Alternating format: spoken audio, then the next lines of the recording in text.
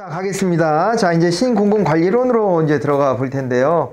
신자유주의의 정부 이념 및 관리수단 이렇게 나왔습니다. 우리가 이제 요 흐름은 이렇게 볼 수 있죠. 우리가 이제 입법국가 시기가 있었고요. 입법국가에서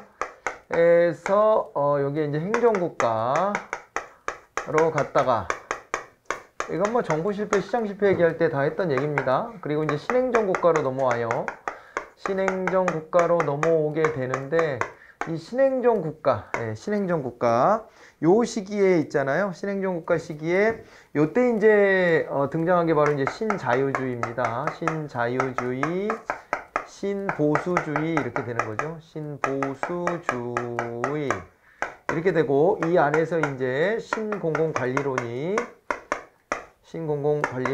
힘을 얻게 됩니다. 신공공관리론 NPM이라고 하는 거, New Public Management라고 하는 요 개념이 이제 나타나게 되는데, 신자유주의에서는 당연히 이제 여기서는 작은 정부였잖아요. 입법국가 때 요때 이제 작은 정부였고, 행정국가 때 이제 큰 정부로 옮겨갔다가 그랬다가 다시 여기서 이제 작은 정부로 넘어오게 됩니다. 정부의 역할을 축소해야 된다. 이 관점으로 이제 넘어오게 됐죠. 자, 이제 시장 실패 해결사 역할을 해오던 정부가 오히려 문제 유발자가 되었다는 인식을 바탕으로 다시 시장을 통한 문제 해결을 강조하며 작은 정부를 추구했고요. 민간 기업의 성공적 경영 기법을 행정에 접목시켜 효율적인 행정 관리를 추구해라.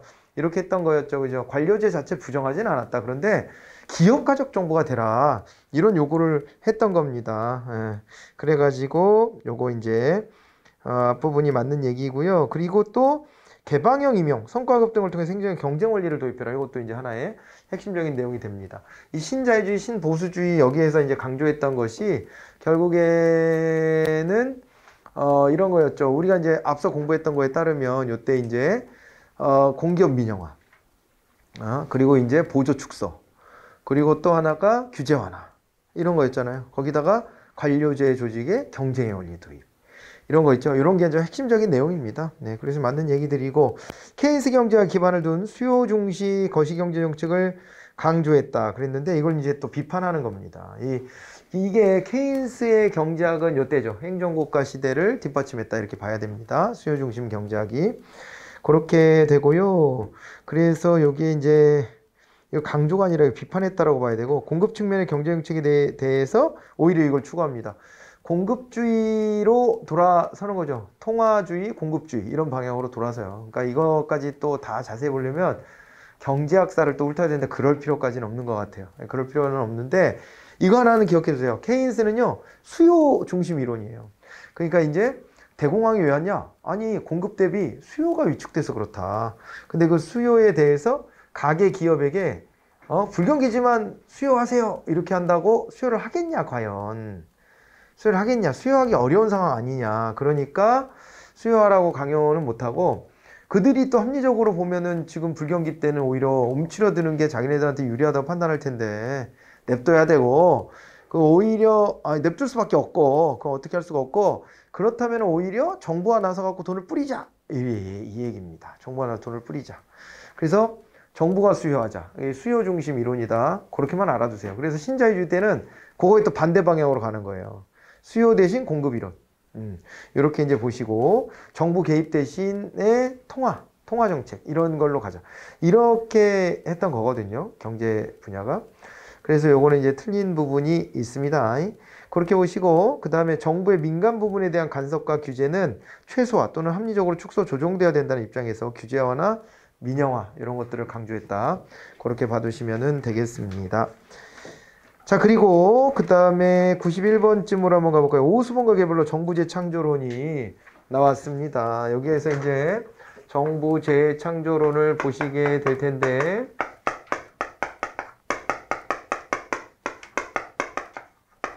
자, 이거 이제 오수본과 개블러가 제시했던 거, 우리가 이제 노사, 시기, 경미, 지분, 고성 이렇게 외우자 그랬죠? 앞글자 따서 외우자고 했는데, 이 노는 조심하셔야 돼요. 노적기 정부에서 벗어나서 방향잡기 정부로 가자 이런 얘기고, 다르게 말하면 촉진자 역할만 하자 이런 얘기예요. 촉진적 정부가 되자. 그런 얘기입니다. 방향 잡기 정부라고 하는 말, 저 말 잘 기억해 놓으셔야 되고. 그리고 여기에서 이제 기가 이제 이게 기업가 정부 아닙니까? 기업가적 정부. 기업가적 정부가 돼야 된다. 이런 얘기인데 이게 열거해서 그렇지 다 같은 맥락의 얘기예요, 그냥. 열거해서 그렇지. 쭉 열거해 놔서 그렇지. 10가지로 막 이렇게 쭉 열거해서 그렇지. 자, 이제 여기서 보시면 방향잡기 정부에서 노적기 정부의 전환. 이건 뭐 당연히 1번이 바로 틀려버린 겁니다. 그죠? 노적기 정부는요, 신행정론 같은 때죠. 신행정론처럼 정부가 나서서 모든 것들을 다 해결해야 돼. 나만 믿어. 나만 믿고 따라와. 이게 이제 노적기 정부죠. 그런데 이제 방향잡기 정부는 아니, 노를 직접 정부가 짓지 말고 민간 부분을 활용해야 된다. 정부는 방향만 찝어주면 돼. 이렇게 얘기했던 거예요. 근데 이거랑 좀 연결해서 보자면 또 하나 더 추가하고 싶은 얘기가 있죠. MPS, 신공공 서비스론. 걸로 가면은요, 건방지게 정부가 뭔데 방향을 잡아? 또 이런 얘기까지 해요. 방향 잡기도 안 되고, 거기서 이제 봉사나 해. 국민이 원하는 것, 시민이 원하는 것을 열심히 실현하는, 봉사하는 정부가 돼야지. 이렇게 또 연결이 됩니다. 어쨌건, 이 정부 재창조론에서는, 이제, 여기서는 방향 잡기 정부. 요게 돼야 되고요. 공공의 독점 구조에 경쟁의 원리를 도입한다. 경 있잖아, 경쟁. 그리고 사회 문제에 대한 치료 중심에서 예방 중심으로 전환. 미래지향. 응? 그래서 예방 중심이에요. 이미 벌어진 일을 수습하는 것도 뭐 불가피하지만, 그렇지만은 미래에 벌어질 일을 미리 예방하자. 이런 게 또 핵심입니다. 관료제의 규칙 중심에서 사명 중심으로의 전환 그랬습니다. 여기 이제 노사 할 때 사명지향 이렇게 또 봐두시면 되겠네요. 자, 그래가지고 답은 이렇게 해서 1번이 됐고요. 또 지나갑니다. 쭉 지나가도 될 것 같고요. 94번 한번 볼까요? 94번 행정학의 접근 방법에 대한 설명 옳은 것은 했습니다. 법률적, 제도론적 접근 방법은 공식적 제도나 법률의 기반을 두고 있기 때문에 제도 이면에 존재하는 행정의 동태적 측면을 체계적으로 파악할 수 있다. 이렇게 나와 있는데요. 문맥이 뭔가 깔끔하지를 못하죠? 그죠? 아니, 봐봐요. 법률적, 제도론적 접근 방법은 공식적 제도나 법률의 기반을 두고 있기 때문에 제도 이면에 존재하는 행정의 동태적 측면 체계적으로 파악할 수 없다가 돼야지 될 것 같지 않아요? 문맥상? 갑자기 뭐뭐 하기 때문에 그래 놓고 있다 이렇게 얘기를 했는데 물론 그런 문장이 있을 수는 있겠지만 문맥이 어딘가 좀 어색해 보여요. 이게 억지로 뒤에 글자만 바꿔놔서 그래요. 그러니까 그럼 분석을 해보겠습니다. 이게 제도나 법률의 기반을 두고 공식적 제도나 법률을 중심으로 행정학을 들여다보게 되면은 그럼 어떻게 돼요? 이면에 들어있는 건 당연히 안 보이지. 공식적인 거를 보니까. 비공식적인 것까지를 다 들여다봐야 이면에 숨어져 있는 의미도, 함축되어 있는, 내포되어 있는 의미도 파악하고 알게 되고 그러는 거 아니겠습니까? 그죠? 그래서 1번은 틀렸네요. 2번 행태론의 접근 방법 후진국의 행정현상을 설명하는데 크게 기여했다. 그리고 행정의 보편적 이론보다는 중범 이론의 구축에 자극을 줘서 행정학의 과학화에 기여했다. 이렇게 나와 있는데 이게 지금 행태론의 접근 방법은 이라고 돼 있잖아요. 이게 행태론이라고 보기가 어때요? 보기가 조금 어려워 보이죠? 그죠? 이거는 행태론이라기보다는 앞에서 이제 비슷한 문제 봤었는데 차라리 생태론 같은 거. 그죠? 왜냐면 생태론에서 나중에 비교행정론, 발전행정론 이런 게 또 이제 전개 되니까 그렇게 해서 봐야죠. 환경의 영향에 대해서는 그렇게 접근해 봐야지. 요게 행정행태론도 미국 행정 중심이에요. 그렇잖아요. 미국의 행정관료를 들여다보고 연구해낸 것이지 이것이 뭐 각국의 어떤 행정인들을 연구해서 보편성을 찾아내려고 했냐. 그런 시도는 없었단 말이에요. 그렇기 때문에 2번 요거 행태론이라고 하면 틀린 얘기가 됩니다. 그리고 합리적 선택 신제도주의는 방법론적 전체주의, 사회학적 신제도주의는 방법론적 개체주의에 기반을 두고 있다. 이렇게 이제 나와 있습니다. 그죠? 그렇게 돼 있는데 합리적 선택 신제도주의는 방법론적 개체주의의 측면이 강하고요. 사회학적 신제도주의는 약간 좀 중간적이긴 해요. 그런데 이렇게 이제 분석을 했잖아요. 아까 역사적 신제도주의는 방법론적 전체주의다. 그리고 경제학의 기반을 둔 합리적 선택 신제도주의는 방법론적 이제 개체주의다. 이렇게 얘기를 했잖아요. 사회학적 신제도주의는 좀 중간적이다. 왜냐면은 이게 이제 개별적으로 자기들끼리 어떤 제도를 만들어요. 그죠? 그런 걸 인정을 하잖아요. 그러니까 이제 상호작용을 통해 갖고 자기들끼리 만들어 놓는 뭐 모든 것들을 다 제도라고 보기 때문에, 그렇기 때문에 그렇게 놓고 보면 개별적인 것들이 모이는 측면도 있어요. 그렇기는 한데요. 이 측면은 또 봐야 돼요. 이게 그렇다고 개체주의라고 딱 단정할 수 있느냐? 그렇게 보기는 어렵고, 요게 그러면서도 거기에 소속되어 있는 구성원은 자기가 속한 집단의 그 규율에 따라가죠. 그렇게 보면 또 전체주의적 시각이 있는 거예요. 그래서 이거 구분할 때는 이렇게 보자고요. 일단은 역사적 신제도주의는 방법론적 전체주의, 그 다음에 합력선택 신제도주의는 방법론적 개체주의, 이렇게 딱 나눠 놓고요. 사회학적 신제도주의는 두 가지 성격이 다 가미돼, 어떤 각도에서 보느냐에 따라 좀 다르긴 한데, 그렇다고 해가지고 이렇게 사회학적 신제도주의가 방법론적 개체주의에 기반을 뒀다라고 보기에는, 얘도 내가 속한 집단의 규율에 그 구성원들이 쫓아가게 돼 있기 때문에 요거는 동의하기가 좀 어려운 거죠.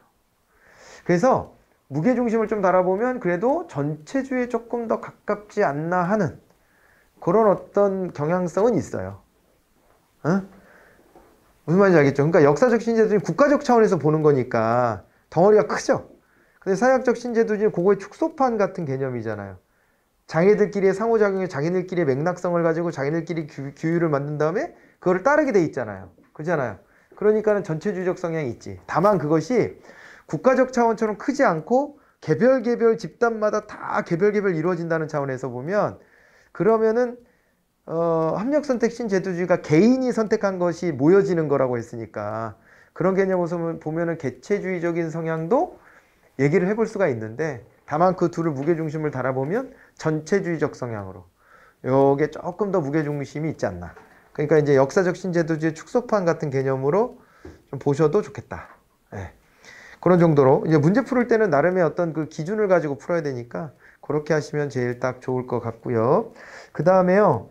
자, 보실까요? 또 신공공관리론은 기업 경영의 원리와 기법을 그대로 정부에 이식하려고 한다는 비판을 받는다, 이렇게 되어 있습니다. 신공공관리론은 기업 경영의 원리와 기법을 그대로 정부에 이식하려고 한다는 비판을 받는다. 이 뭔 말일까요? 여기 신공공관리론 자체가요, 기업가적 정부를 얘기하잖아요. 그죠? 근데 이제 이게 블랙스버그 선언에서도 그랬고요. 뭘 비판하는 거예요? 이 블랙스버그 선언 같은 데야 물론 대통령 같은 이런 정치인들이 너무 관료를 공격한다, 필요 이상 공격한다, 뭐 이런 게 맥락이긴 했습니다만은, 행정은 행정이다라는 걸 자꾸 강조하거든요. 행정은 행정이지 어떻게 경영하고 똑같냐, 경영하고는 좀 차이가 있지 않냐, 그런 식으로 정리를 좀 해보셔야 될 것 같아요. 아시겠죠? 그래서 요 비판을 받는다, 요것은 옳은 얘기가 됩니다. 행정은 행정이잖아요. 형평성은 누가 챙기냐고요, 도대체. 다 기업가처럼 굴면 효율성은 좋아질지 모르지만은 효율성만이 무조건 우리 사회를 지탱한다라고 볼 수는 없잖아요.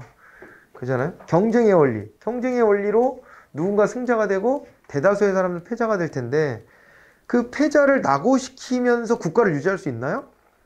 말이 안 되는 거예요. 그래서 너무 공세에 주눅들면 안 된다. 여러분들이 공무원이 됐을 때에도 그렇고 지금도 그렇고 누구 사람들 만났을 때, 야, 공무원 문제가 많아, 그런 얘기 할 때, 공무원 무능해, 그런 얘기 할 때 가만히 참으면 안 됩니다. 무능한 게 아니라 그런 분야의 일도 누군가 해야 되는 것이지, 무조건 효율성만이 능사냐, 이렇게 한번 해봐요. 깜짝 놀랄 거예요, 상대방이. 왜 그런 줄 알아요? 그것도 우리가 무비판적으로 이게 지속적으로 그게 우리도 쇠뇌 비슷하게 돼 있는 거예요. 그러니까 효율성이라는 가치가 최고의 가치인 것처럼 머릿속에 박혀 있거든요. 그래서 다른 걸 안 봐요, 사람들이. 보통은 다른 생각을 못 합니다. 그래서 정부를 막 욕할 때 그런 근거를 가지고 욕을 하거든요. 그런 근거로 욕을 할 때 그것만이 능사냐라고 반격을 하면 상대방이 적잖이 당황할 수 있어. 자기가 생각해보지 않은 영역이라. 이게 문제예요. 언론이나 이런 데도 그렇게 몰아가고, 우리가 분위기가 수십 년간 신자유주의 방향으로 왔기 때문에 당연하다는 듯이 받아들였거든, 이것도. 그런 건데, 이거 좋은 얘기입니다. 능률성 갖고 효율성 갖자는 게 나쁜 얘기는 아닌데, 근데 이제 그것만 가지고서는 국가적 차원에서는 지탱할 수가 없는 겁니다. 그런 점을 봐야 되고요. 기업이 효율성을 마음 놓고 추진할 수 있게 정부가 사실은 이런 그 빈틈들을 메꿔주는 역할도 하는 거예요. 한편으로 보면. 그런 거지. 기업은 잘하고 정부는 못하기 때문에 정부가 기업을 따라가라. 이렇게 하는 것은 문제가 있는 발상이에요. 그러니까 일부에서 행동들에서 좀 더 능률적으로 개선할 것들을 개선하자. 이런 거는 가능한 얘기지만 조직 전체를 기업처럼 바꾸자. 이런 거 동의하기 어렵다는 거죠. 그게 바로 NPM에 대한 비판 이론의 핵심이에요. 그죠? 그렇게 받으시고요. 자, 이제 넘어갑니다. 신공공관리론의 비판 이론으로 가보죠. 비판 이론 여러 개가 있었는데, 이제 뭐 큰 틀에서 다 적어드리고 했었으니까, 그대로 따라오시면 될 텐데, 요게 이제 탈신공공관리론에 대한 얘기예요. 여기 탈신공공관리론은요, 핵심이 뭐냐면은 바로 다름 아니라 그 재규제화. 알겠죠? 재규제화. 그리고 재조직화. 이런 것들에 있다고 봐두시면 되는 겁니다. 네. 이해하실 수 있겠죠? 그죠? 네. 그렇게 이제 봐두시면 되겠고요. 95번을 내가 안 했나? 95번 안 했어? 쓱 넘어갔네? 95번 하고 지나갈게요. 이게 빨리 넘어갔나 봐. 요게. 예, 그 95번은 질문도 있었고 해서 요거는 해야 되는데 하다 보니까 제가 쓱 넘어갔나 봐요. 95번 다시 정리하고 갈게요. 현상학은 사회적 해석의 객관적 의미를 강조하는 이론이다 그랬는데 그렇지 않죠. 사회적 해석의 객관화를 한다는 얘기는요, 법칙화한다는 거거든요. 그런데 현상학 같은 경우는 어떻게 가요? 현상학 같은 경우는 그런 행태주의의 과학화 객관화의 경향을 비판합니다. 왜 개별적인 그 판단의 준거, 가치, 지향 이런 것들을 무시하느냐? 요게 이제 현상학의 핵심이었습니다. 그래서 1번 틀렸죠? 행태론은 인간 행위의 설명에 중점을 두어서 심리학, 사회학 등의 이론과 연계성을 표방한다. 이렇게 돼 있네요. 네, 이거 맞죠. 종합학문적 성향이 있다. 그런 얘기를 했었잖아요. 그리고 뒤에도 그 얘기구나. 그럼 맞는 얘기입니다. 이거는 그냥 그대로 맞는 얘기고요. 비교행정은 후진국가의 저개발의 원인을 신생국가의 정치와 행정환경에 찾아내어서 신생국의 발전이나 근대화의 전망에 대해서 낙관론적 입장을 견지했다 그랬는데요. 별로 그렇지 않아요. 반대입니다. 오히려 신생국가들에 대해서 비관적인 전망을 하죠. 그러니까 이게 잘 되는 국가, 안 되는 국가, 행정이 잘 먹히는 국가, 그렇지 않은 국가, 선진행정이 되는데 안 되는데 이거를 이제 나눠서 봤을 때 그거를 이제 중범 이론으로 쪼개갖고 이렇게 분석 비교해 보잖아요. 네, 그렇게 했을 때 안 되는 이유가 있는 거지. 얘네들이 환경적 요소를 봤을 때는 이거 힘들어. 얘네들은 극복이 안 될 것 같아. 이런 이제 비관적 전망이 많이 나왔죠. 그래서 요거 틀린 얘기입니다. 신행정론은요, 문제 해결 시 시민 참여 대신 행정인의 적극적 역할을 강조하면서 행정이 고객 중심의 관점에서 수익자의 이익을 적극적으로 도모해야 한다고 강조했다. 뭔 말이야. 고객의 참여 중요합니다. 여기서. 그죠? 그게 대응성이라 그랬잖아요. 대응성. 대응성. 그래서 이건 틀린 얘기예요. 시민을 고객으로 보고 고객이 참여해서 고객이 원하는 것을 들어줘야 된다. 대응성의 확보. 여기 이제 필요하다라고 봤다. 이렇게 정리해 두시면 되겠습니다. 아시겠죠? 그래가지고요. 답은 2번인데 그냥 이 문제 놓고 보면 어렵거든요. 이 이론 저 이론 끌어와서. 근데 앞에서 설명 다 듣고 와서 보니까 비슷한 맥락이네 다. 그죠? 그렇게 정리하시고요. 다시 하다 말은 96번으로 갑니다. 탈신공공관리론. 탈신공공관리론은요. 탈자가 들어가면 포스트가 들어가면 요거는 앞에 걸 부정하는 거예요. 그래서 이게 어디에서 있었냐면 행태주의에서도 뭐가 있었어요? 우리가 이제 후기 행태주의라는 말이 있었죠? 그 후기가 포스트예요. 그것도 영어로. 그래서 이제 포스트란 말이 붙었을 때 번역을 후기로 할 수도 있고 탈이라고도 할 수도 있는데 같은 말입니다. 그래서 그걸 비판하면서 그걸 벗어나야 된다라는 논리를 펼치는 거예요. 이게 그렇게 받으시면 됩니다. 그래가지고 요거 보시면은 일단은요. 재규제 이런 얘기를 했죠. 그죠? 재규제, 재조직화 이런 얘기들을 했다라고 말씀을 드렸습니다. 그래서 민간 부분을 공공서비스 제공의 공동생산자 및 경쟁자로 규정을 했다 이렇게 되어 있는데요. 요거는 이제 관련성이 없고요. 이게 오히려 신공공관리론이죠. 신공공관리론에서 시장의 원리를 자꾸 이제 끌어들이려고 하고요. 그리고 이제 기업가족 정부를 하면서 민간하고 경쟁하고 이런 거를 표방하는 거예요. 아니면 다 민영화해버리고. 됐죠? 그래서 이거는 맞지 않아요. 그 다음에 능률성과 경제성의 가치 외에 민주성과 형평성도 함께 고려한다. 당연하죠. 그러니까 NPM을 비판하는 이론은 다 요 맥락이 있는 거예요. 그리고요, 민영화와 민간 위탁을 통해서 정보 규모와 기능 감축을 추구한다. 이것도 NPM이죠. 그냥 NPM이죠. 그리고 시장성 검증을 통해서 행정 업무 전반을 재검토하여 정보 기능 축소 또는 폐지를 추진한다. 이것도 NPM식 개혁이죠.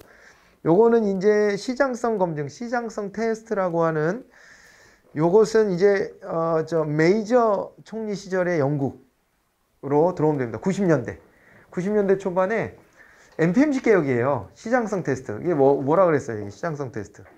그러니까 정부가 어떤 사업을 펼칠 때 질문을 자꾸 해보는 거예요. 시장성 검증을 해보는 겁니다.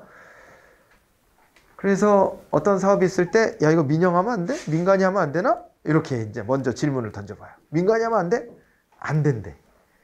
그래? 그러면 위탁도 안 되냐? 위탁도 안 된대. 그러면은 뭐 또 공기업화는 안 돼? 안 된대. 뭐 안 된대 다. 그러면은 그제서야 이제 정부가 하는 건데, 정부가 할 때도 경쟁의 원리를 활용해서 하자. 이런 식으로 하는 거예요. 그러니까 영국이요, 79년부터 보수당이 집권해가지고, 그 전에는 이제 뭐 요람에서 무덤까지 뭐 이래가지고요. 알아요? 영국 역사 좀 대충 아시나? 1942년도에, 베버리지 보고서라고 하는 것이 발표가 됩니다. 베버리지라는 사람을 위원장으로 해가지고, 그래가지고 의회에서 보고서를 제출하게 해요. 그게 뭐냐면 복지국가를 향한 보고서. 이런 거거든요. 그래서 뭐 5대 악 뭐 이런 것도 만들고 뭐 나태 그다음에 불결 뭐 이런 거 있잖아요. 등등 해가지고 뭐 5개 5대 악을 규정하고 그다음에 그걸 극복하기 위해서 국가가 뭘 해야 되나 이런 거를 막 이제 발표를 하는 거예요. 그러면서 그때 이제 채택된 슬로건 그 유명한 요람에서 무덤까지. 태어났을 때부터 죽을 때까지 국가가 책임져줄게. 이걸 선언을 하고 그리고 쭉 노동당의 장기 집권 같은 것들이 쭉 와요. 그러면서 영국은 이제 노동당하고 보수당이잖아요. 그래가지고 복지 국가로 한참 잘 가죠. 그래서 그거의 그 어떤 흔적으로 지금도 보면은 뭐랄까 지금도 보면은 의료 있죠. 의료 이런 건 잘 돼 있는 나라잖아요. 영국이 잘 돼 있는 나라예요. 그래서 요게 이제 그런 흔적들은 남아 있는데 그거를 사실은 많이 깨부쉈지. 복지에 성을 쌓아놨는데 그걸 깨부셨어. 이것이 정부의 비능률을 가져온다. 그래가지고 이제 대처 총리 때부터 깨부시기 시작해서 대처 이후에 총리가 또 된 사람이 바로 이 메이저라는 총리입니다. 그래서 90년대 후반 가까이까지 가요, 이게. 그때 내내 복지 정책을 깨부시고 민영화하고 이런 걸 해요. 그래서 얻은 장점도 있고 단점도 오는 거죠, 이제. 그러고 난 다음에 97년도인가 그랬는데, 제 기억에 그런데 97년도인가 이제 그때 총리가 바뀌었는데 그게 토니 블레어라는 사람 들어봤어요? 못 들어봤죠, 잘. 블레어라는 사람이 등장했는데 요때 다시 노동당이 집권했는데요. 이게 신노동당 정책을 채택해요. 그게 그 유명한 제3의 길. 요건 좀 들어보지 않으셨나? 앤서니 기든스 제3의 길? 기존의 보수당의 정책 당연히 반대고요. 근데 옛날 노동당의 정책도 반대야. 신자유주의적인 노동당이야. 절충된 길입니다. 그때부터 강조되는 게 생산적 복지예요. 생산적 복지. 복지를 하긴 하되 스스로 노동할 수 있는 능력이 있으면 노동을 한다는 전제 조건 하에 부족한 걸 채워준다. 그러니까 무조건 국가가 해주는 게 아니다. 이 정책이 와요. 유명한 건데 제3의 길은. 이런 정도는 상식으로 좀 알아두셔야 1단원 관련된 문제 나올 때는 좀 푸는데 좀 도움이 될 수가 있어요. 이게. 영국의 역사는 그래요. 그래서 노동당이 꽤 또 오래 집권을 해요. 그러다가 보수당이 집권하고도 한 10몇 년 갔지 지금 아마? 그렇죠. 그래가지고 지금 보수당 정권인데 보수당 정권으로 가가지고 다시 어떻게 되면 국익 중심 뭐 이러면서 그러면서 그 브렉시트하고 막 이런 거 하는 거예요.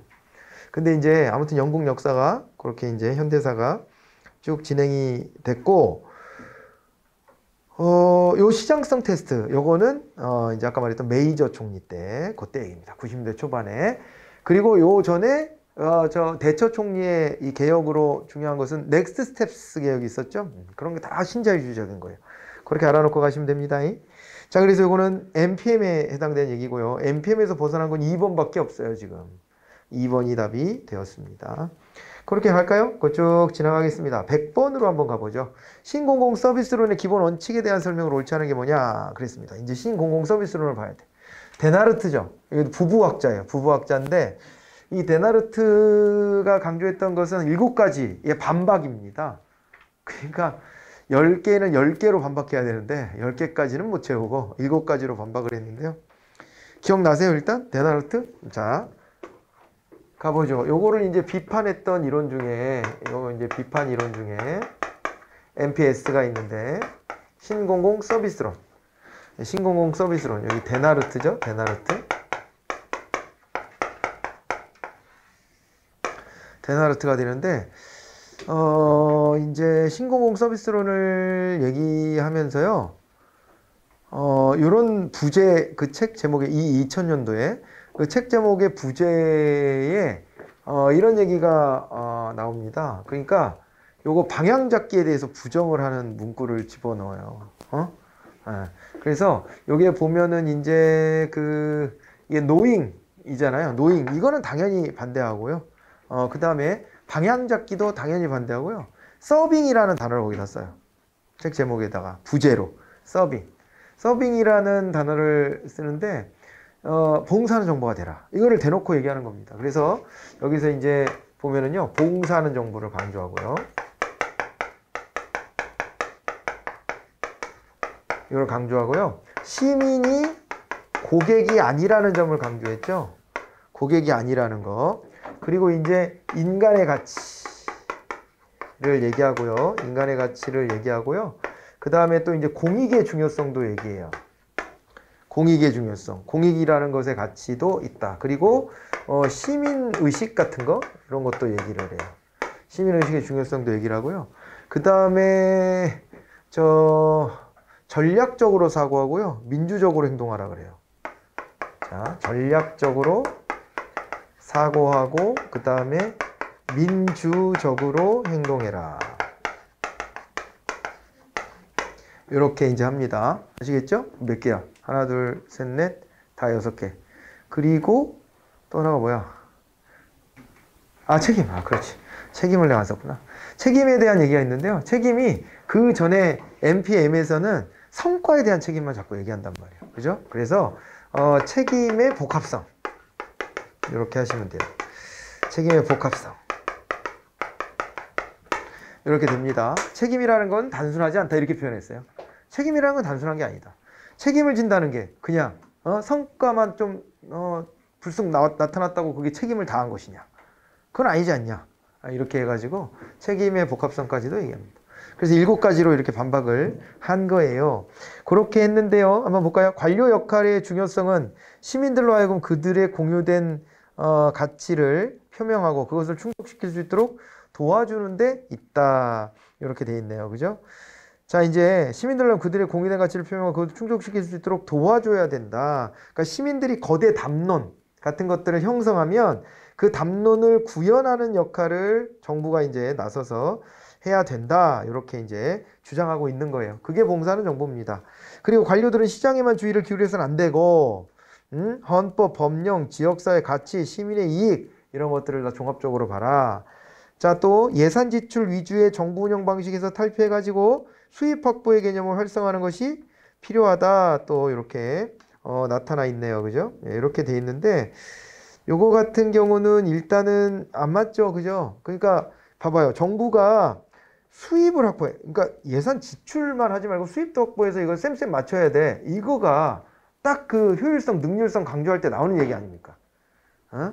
편익, 비용 뭐 이 개념으로 접근하는 거죠. 그래서 이거는 아니죠. 봉사하는 정보가 되려면요. 돈을 벌 수 있는 구석이 어디 있겠어, 이게. 돈을 쓰는 거지. 그잖아요. 부족한데 세금 걷어서 쓰는 거예요. 누가 돈 벌어오라고 그랬어, 정부한테? 이렇게 생각하는 겁니다. 정부는 세금을 어차피 걷어서 운영하는 거잖아요. 근데 뭐 따로 왜 자꾸 수익을 내려고 그래. 그러지 말고 약한 고리를 뒷받침해줘라. 이렇게 하는 겁니다.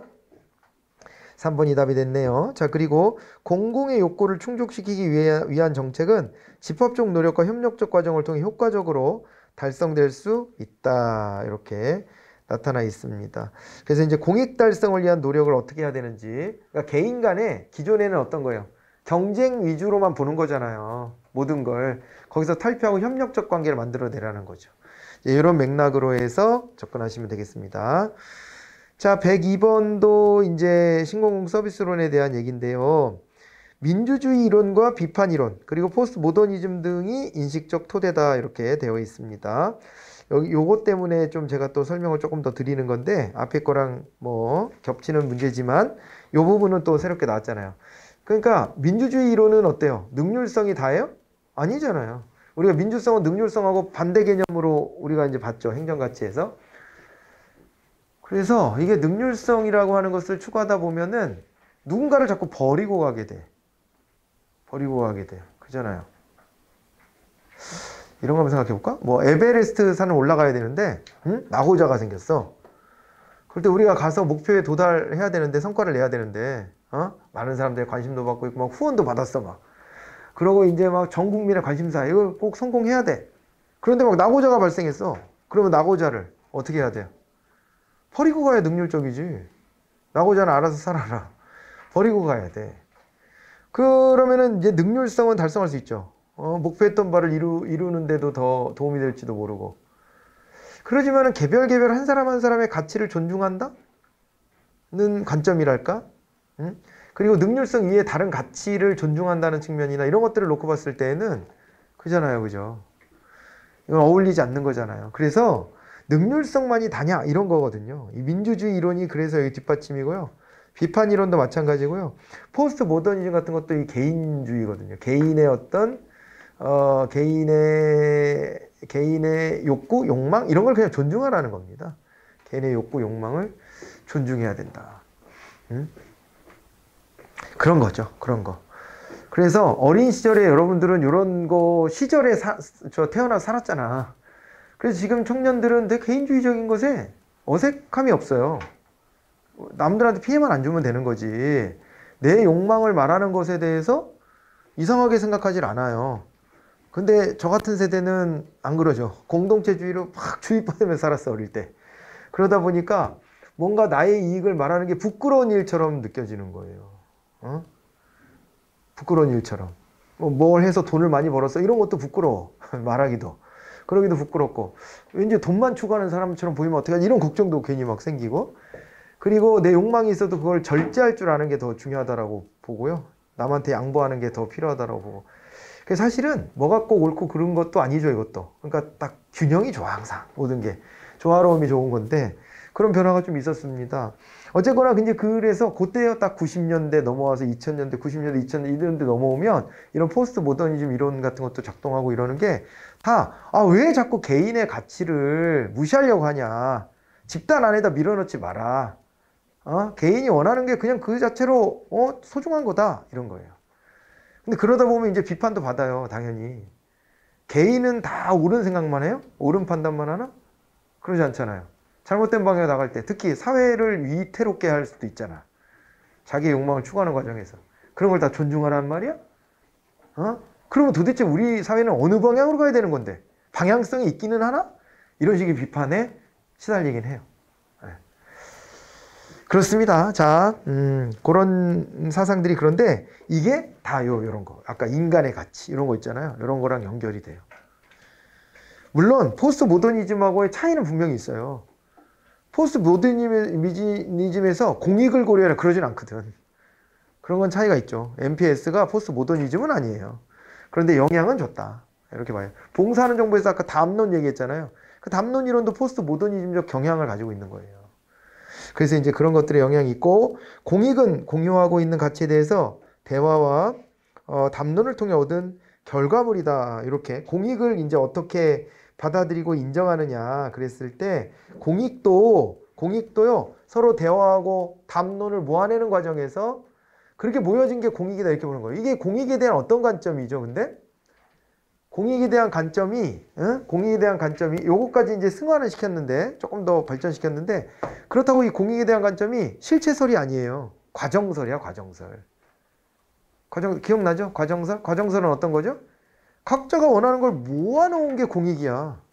거기서 합의를 이룬 거. 그게 공익이라고 보는 거지. 그렇다고 개인의 이익을 또 침범하는 형태로 우리 사회 공익은 이거다 누군가가 설정하고 그거를 강요하는 그거를 공익이라고 보는 건 아니죠.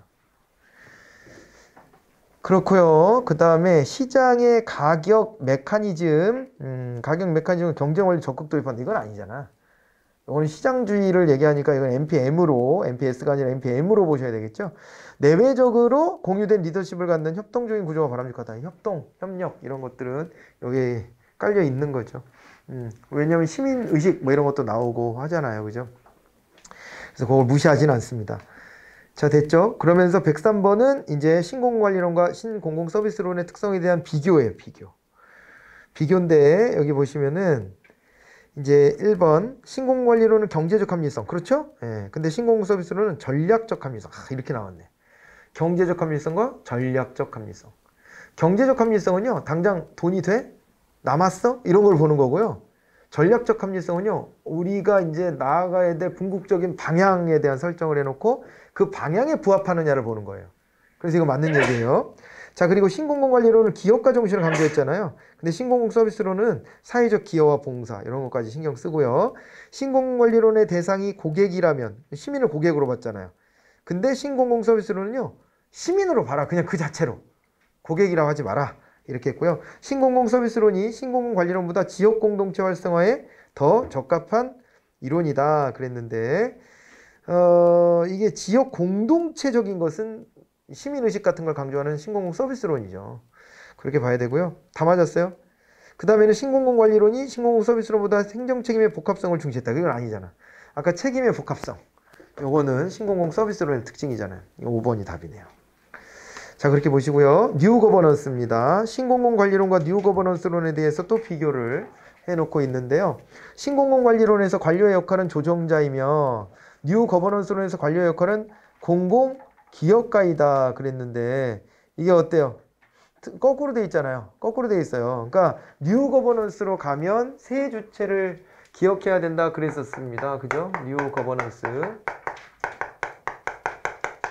이거는 이제 정부는 정부대로의 조정자로서 역할을 해야 되고 시장의 역할도 있는 것이고 시민사회의 역할도 있는 것이고 그죠? 이렇게 연결된다라고 봐두시면 됩니다. 연결된다. 됐죠? 그렇게 봐두시면 되겠고요. 그래서 정부는 조정자예요.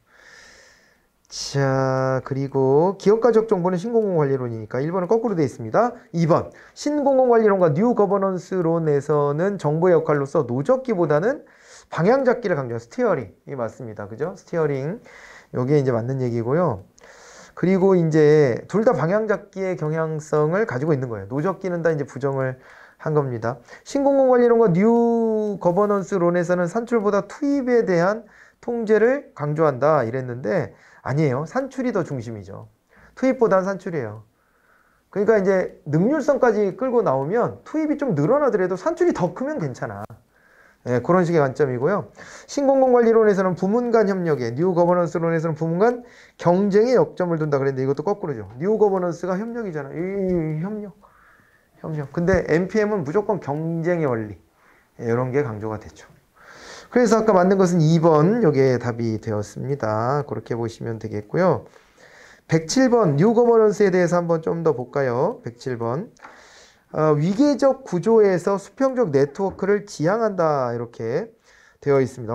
수평적 네트워크 맞죠? 그러니까 이제 과거에는 정부가 거버먼트 일방적으로 통치를 행했던 이런 이제 시대가 좀 있었다면은 여기서는 이제 수평적 네트워크 서로 수평적 관계에서 서로 각자의 역할을 하고 협력하고 이런 것들을 모색하는 것이죠. 분석 단위로서 조직 내 연구를 강조한다라고 되어 있습니다. 조직 내에 대한 연구 이렇게 되어 있는데 이게요 조직 내라고 하기는 어렵지 않아요? 아니 조직 내면은 정부 안에 관련된 연구다. 그러면 이건 어디로 가? 여기는 요거 선이 중요한 거예요. 연결된 선. 그래서 정부 내가 아니라 정부 바깥에 있는 조직들하고도 같이 연계성을 가져야 되는 거예요. 그래서 이건 틀린 얘기고요. 오히려 NPM이 조직 내 연구에 초점이 맞춰져 있다고 봐야 돼요. 왜냐하면 기업가적 정보가 되라 이러고 조직한테 그죠? 관료 조직을 혼내키는 거예요. 내용이 NPM은 니네 미래지향적이 돼야 돼. 지역분권 해야 돼. 뭐 이런 거 막. 정부 내 관료 조직을 가르치는 거야. 그런데 요거는 네트워크잖아요. 조직 외, 바깥으로 시야를 넓혔죠. 그렇게 봐야 돼요. 그래서 2번이 틀린 얘기네요. 경쟁적 작동 원리보다는 협력적 작동 원리라고 그랬고요. 공공문제 해결의 기제로서 네트워크 활용을 하는 겁니다. 자, 그리고요. 109번 문제로 한번 가보도록 하겠습니다. 109번 문제. 여기서는요. 피터스의 국정관리 모형이에요. 예, 피터스 기억나시죠? 뉴 거버넌스 이론에서는 이제 로즈의 굿 거버넌스 개념이 있었고요. 그 다음에 이제 피터스의 신국정관리 모형이 있었습니다. 피터스가 이제 비판했던 것은 관료제를 비판했던 모습은 관료제가 어떤 모습이어서 그래요? 독점성을 가졌잖아요. 독점성도 가졌지. 그 다음에 또 이제 또 하나가 직권성도 가졌지. 직권성도 가졌지. 그리고 경직성의 특성도 있죠. 경직성. 조직이 한번 만들어지면 구성원을 함부로 교체하거나 이러기가 좀 어려워요. 그리고 또 하나가 이제 이 큰 내부 규율이죠. 내부 규율이 굉장히 커요. 내부 규율이 매우 엄격하다. 양도 많고 엄격하고 뭐 이런 것들이 이제 문제라고 비판하면서 이제 신국정관리 모형은 어떤 거냐. 요거를 제시를 했는데 독점성을 비판하면서 시장적 정보 모형.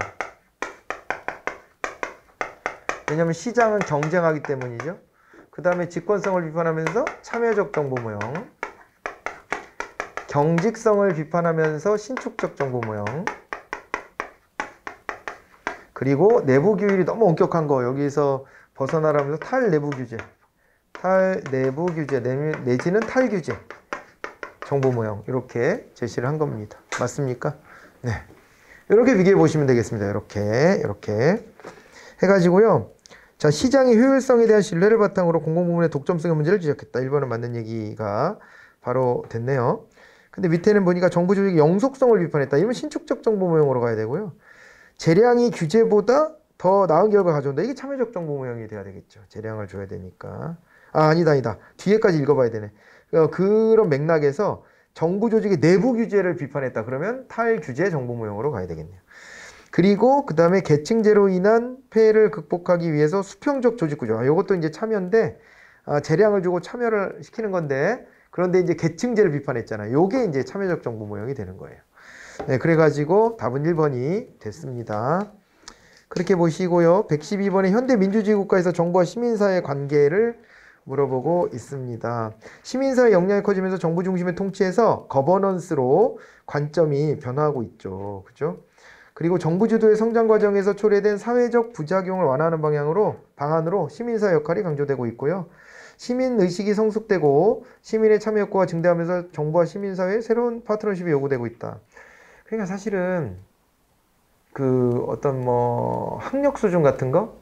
그러니까 학벌을 말하는 게 아닙니다. 학벌을 말하는 게 아니라 예전보다 배움의 기회가 많아지고 그리고 자기의 역량을 키울 수 있는 기회가 많이 주어지면서 시민 전체의 수준이 많이 올라갔겠죠. 지적인 판단 능력이라든가 이런 것들이 많이 올라가게 됐고 민주주의에 대한 이해도도 상승했고 그렇기 때문에 참여가 가능해지는 거예요. 일방적인 통치를 하려고 그러면 못 받아들입니다. 시민이. 그렇지 않나요? 그렇게 돼야 되고요. 그 다음에 또 됐죠. 시민사회에 발생하는 이해관계자 간의 다양한 갈등이 있을 건데요. 심판자로서의 정부 역할이다. 이렇게 했는데 그러면 정부가 무조건 옳고 정부가 나를 따르라 이렇게 한다는 거잖아요. 그죠? 예, 그렇게 되는데 오히려 지금은요. 심판자로서의 정부의 역할이라고 했는데 심판자로서의 역할 요거는요. 참여가 전제되지 않고 그죠? 참여가 전제되지 않고 정부가 일방적으로 뭔가 결정할 수 있을 때 그러니까 다양한 갈등이 있는 거는 과거부터 그럴 거고요.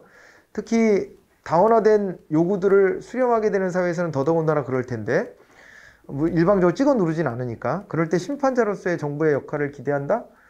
그거는요. 참여를 배제한 얘기이기 때문에 이 뉴 거버넌스하고는 어울리잖아요. 여기서는 스스로 참여하고 서로 토의하고 문제 해결점을 찾아가는 이런 모습이 중요하지 정부가 그래서 조정자만 하는 거예요. 그런 거랑 정부가 심판자로서 결론을 내려주는 건 아니에요. 그런 것으로서 비교를 좀 해보시면 좋겠습니다. 자, 그리고요, 그 다음에 113번. 행정학의 이론에 대한 얘기가 나왔는데, 하지 말까? 요거는 뭐, 했던 얘기들이 좀 반복될 겁니다. 다 종합적인 거라 체크는 제가 해놨는데, 종합적인 거 이제 앞에서 쭉 다 다뤘기 때문에 여러분들 해보시면 될 것 같아요. 다 그런 문제들입니다, 거기가. 네, 그렇게 받으시고. 그 다음에 116번. 행정학의 주요 접근 방법과 그 내용을 연결한 것은 옳지 않은 것 그랬는데, 1번. 뉴 거버넌스, 로즈 있습니다. 민관협력, 네트워크 이렇게 나왔어요. 그죠? 네. 뉴 거버넌스에 로즈가 있다고 했고 민간협력 네트워크다 이렇게 얘기하면 그것은 뭐 이제 맞는 얘기가 될 것이고요. 그 저런 거가 잘 이루어져야 그게 굿 거버넌스다 이렇게 이제 설명을 하는 거예요. 물론 기반은 자유주의적인 시장 경제의 토대를 두고 있는 거예요. 정부가. 그런 거를 토대로 두긴 하는데 민간협력 네트워크까지 이렇게 가고요. 신공공관리론은 역시 오스본, 게블러, 기업가적 정부, 공공선택론은 오스트롬의 정치경제학 연구. 그죠? 공공선택론을 정치경제학이라고 해요. 원래가. 정치 영역을 경제학적으로 연구한다 그래서. 그렇게 부르고요. 후기 행태주의의 이스턴이 나왔어요. 여기까지 맞아요. 예. 가치 중립적 과학적 연구는 아니죠. 이걸 비판한 거죠. 행태주의가 이렇다고 비판한 거예요. 이걸 비판한 거지 이 내용은 아닙니다. 4번이 답이 되었습니다. 됐죠? 이렇게 되고요. 이제 나머지 이제 기타 이론들이 있습니다. 예, 여기는 이제 담론적 접근 방법이라는 게 나왔어요. 담론. 담론은요. 시민이 원하는 게 곧 우리가 행정이 다뤄야 될 대상이다 이렇게 보는 거예요. 그게 담론 이론인데 포스트 모더니즘의 한 종류라고도 볼 수 있습니다. 그래서 이제 포스트 모더니즘 그럼 파머의 반관료제 이론과 그 다음에 폭스 밀러의 담론 이론 이런 것들을 그 안에서 주로 봤잖아요. 그래서 여기서 보면 이제 지식, 지혜, 정보를 포괄적으로 활용할 수 있다 이렇게 되어 있고요. 다수의 정책 참여에 의해서 정책의 정당성을 확보하는 데도 유리하다. 사람들이 다 끼어들어 참여하는 거니까 집단지성을 이루고 그리고 이제 그 안에서 정당성도 얻는다. 이렇게 보시면 되겠습니다. 정책 과정에서 시간의 한계 및 정확한 정보의 부족 문제를 극복할 수 있다. 이렇게 되어 있는데요. 시간의 한계는 좀 문제죠. 틀린 거죠. 아니, 시간이 겁내 많이 걸리겠지. 담론을 모아낸다. 모든 사람들의 요구를 다 받아 안아서 우리의 이 내부에서 흐르고 있는 전반적인 기류를 찾아내야 돼요. 전반적인 관심사. 그게 담론인데 그 담론을 찾는다는 게 보통 일이 아니겠네요. 그죠? 그래가지고 시간은 굉장히 많이 걸릴 것이다. 정부의 부족 문제 해결할 수도 있어요. 집단지성을 모아가는 과정에서. 그러나 시간은 굉장히 많이 걸릴 거예요. 구성원의 합의로 주관적 상대적인 정책평가 기준이 활용될 수 있다. 이렇게 했는데요. 이제 구성원의 합의가 중요한 것이고 그리고 또 이제 주관적이고 상대적인 정책평가 기준을 가지고 서로 줄다리기를 하겠지. 예, 이렇게 될 겁니다. 뭐 객관화된 기준이라는 게 존재하기는 어렵죠, 여기서는. 자, 그래서 3번이 답이 됐고요. 그 다음에 118번도 한번 좀 볼까요? 행정환경의 복합성에 따른 다양한 접근에 대한 설명이 옳지 않은 게 뭐냐 그랬어요. 동화주의라는 말이 나왔는데요. 하나의 사회 내부의 복수의 문화의 공존을 바람직한 것으로 봤다. 동화주의라면 아니죠. 동화주의는 하나로 모으겠다는 거잖아요. 그러니까 우리나라에 들어와 있는 다문화, 이건 다문화주의에서 파생된 얘기예요, 지금. 다문화주의를 안 따르고, 야, 한국 사람이 되려면 한국 문화를 따라라! 이렇게 강요하는 거. 그런 걸 말하는 거죠. 예, 그래가지고 이게 1번이 틀린 얘기네요. 복수문화의 공존을 바람직한 것으로 보는 것은 동화주의가 아니라 어떤 거다? 이건 다문화주의다. 이렇게 보셔야 됩니다. 그 다음에 퍼트넘 얘기가 나와 있습니다. 퍼트넘이 강조했던 게 이제 신뢰, 규범, 네트워크. 이런 걸 사회자본이라고 봤죠? 그렇게 봤고요. 그리고 이제 시차이론에 대한 얘기도 4번에 나와 있는데 시차이론에서 도입하고 있는 제도와 정책 변화에 내재하는 시차적 요소는 시간의 차이에 대한 전제, 인과관계 시차적 성격, 숙성기간, 변화의 속도, 안정성 이런 것들인데요. 모든 게 다 시차가 존재한다는 거고 특히 그 중요한 게 숙성이에요. 숙성. 그러니까 정책을 도입했다고 그 당장 효과가 나타나겠냐. 시간을 기다리면서 그 정책의 장점이 스며들 수 있도록 기다려줘야 되는데 안 기다리잖아요. 그렇잖아요. 부동산 정책도 이제 가까스로 어떻게 보면 부동산 상승세를 좀 꺾어놓은 상태인데 다시 또 어때요?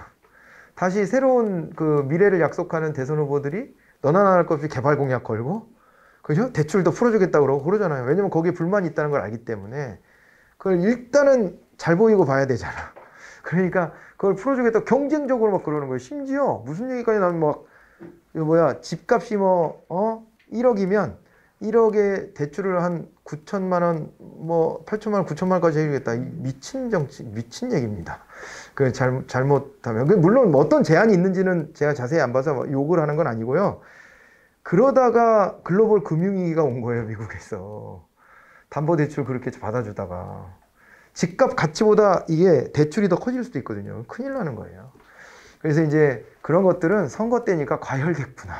이게 보여지긴 하는데, 물론 어떤 전제 조건으로 그런 얘기를 했는지는 제가 보지 않아서 정책에 대한 비판은 아니고, 그건 제가 잘 모르니까 지금 비판할 단계는 제가 아닌데, 어쨌든 그런 얘기가 나와서 깜짝 놀랐어요. 이렇게까지? 이렇게 들었는데, 그게 이제 바로 이런 거예요. 이게 정책을 도입했으면 욕도 듣겠지만 좀 기다리면서 숙성을 좀 해봐야 이 정책이 효과가 있는지 없는지를 아는데, 뭐 1년 남짓 이런 거를 이제 뒤집겠다. 불만이 있으니까. 이렇게 하면은 이도저도 안 될 가능성도 있어요. 심지어. 그래서 그건 좀 유의해 봐야 된다. 이런 게 시차 이론이 갖고 있는 주장이죠. 주장의 논거가 되죠. 물론 잘못된 정책은 빨리 바꾸는 게 또 능사일 수도 있어요. 그런데 이제 예를 든 겁니다. 예를. 지금 부동산 정책이 잘 됐는지 못 됐는지는 제가 평가할 입장은 아니니까 예만 든 겁니다. 그렇게 하시고요. 그 다음에 119번 마지막 문제 한번 풀어볼까요? 포스트 모더니즘이에요. 우리가 발견할 수 있는 객관적 사실이 있다고 보는 객관주의 배척하는 거예요. 이게 사람 한 사람 한 사람에 주목하면 객관성이라는 것은 무너질 수밖에 없어요. 사람을 어떻게 다 똑같은 것으로 이렇게 규정을 합니까? 그죠? 객관성이라는 게 무너지는 거지. 포스트 모더니즘의 세계관은 상대주의적이며 다원주의적인 것입니다. 그래서 서로가 다 존중돼야 되는 거야. 그냥 그의 선택을 다 존중해라. 거의 뭐 이런 식이고요. 해체 개념을 통해서 타인을 하나의 대상으로서가 아니라 도덕적 타인으로 인정하고 개방적인 태도를 가져야 한다는 것을 강조하고 있다. 이렇게 되어 있네요. 그죠? 그러니까 요거는 있잖아요. 요 말 자체는 맞는 얘기 같아요. 해체 개념이 있어요. 파머의 반관료주의 이론에서 보면 해체, 상상, 이런 것들이 있거든요. 해체, 상상, 재구조화. 그리고 또 그 다음에 도덕적 타자로의 인정. 이런 것들이 있는데요. 연계성을 가졌죠. 지금 3번의 설명은. 해체 개념을 통해 도덕적 타인으로 인정한다 이랬잖아요. 그건 아니에요. 이게 둘이 연결된 게 잘못된 거예요. 끊어서 보면 맞는 얘기들인데 연결은 잘못된 것이다. 이렇게 보시면 됩니다. 그러니까 도덕적 타자를 인정하라는 것은 그 사람을 사물화, 대상화하지 말라는 거예요. 그 사람 자체가 목적적 존재여야지 수단적 존재가 돼서는 안 된다는 걸 얘기하는 거예요. 그런 걸 얘기하는 거고요. 해체는요, 기존에 어떤 틀을 있잖아요. 틀 속에 묶어놨잖아. 이거를 다 일일이 해체하고, 그리고 그거를 다시 상상하고, 그리고 이제 재구조하고 이래야 된다는 거예요. 재구성, 이런 것들을 해야 된다는 겁니다. 기존의 어떤 그 기존의 틀에서 벗어나라. 이런 것들을 얘기했기 때문에요. 이제 그런 점에서 좀 접근해서 보셔야 되겠고, 그래서 이게 연결이 되는 것이 좀 이제 잘못된 거예요. 그리고 그 다음에 포스트 모더니즘은 해방주의적 성격을 가지고 있어요. 그래서 다시 한번요, 파머의 반관료주의는 관료주의 이론은 이제 해체와 상상과 그 다음에 탈구조화로 설명할게요. 탈구조화. 기존의 구조를 깨트려야 되니까 탈구조화. 그리고 재구조화라고 제가 말씀드렸던 것은 그거를 다시 봐야 된다는 얘기를 강조한 것이지, 다시 구조를 막 누군가 짜주면 안 돼. 그러면 그것이 단정적으로 이건 이거야 라고 해버리는 거가 돼서 상대성을 인정을 안 해버리는 꼴이 되거든요. 그래서 이제 그렇게 해서는 안 되고, 그리고 또 하나가 도덕적 타자로 사람을 대우해야 된다. 이런 것들을 강조했다. 이렇게 봐두시면 되겠습니다. 자, 그래서 여기까지 마무리를 짓고요. 다음 시간에는 행정 이념부터 시작을 해보도록 할게요. 장시간 고생하셨습니다. 수고하셨습니다. 네.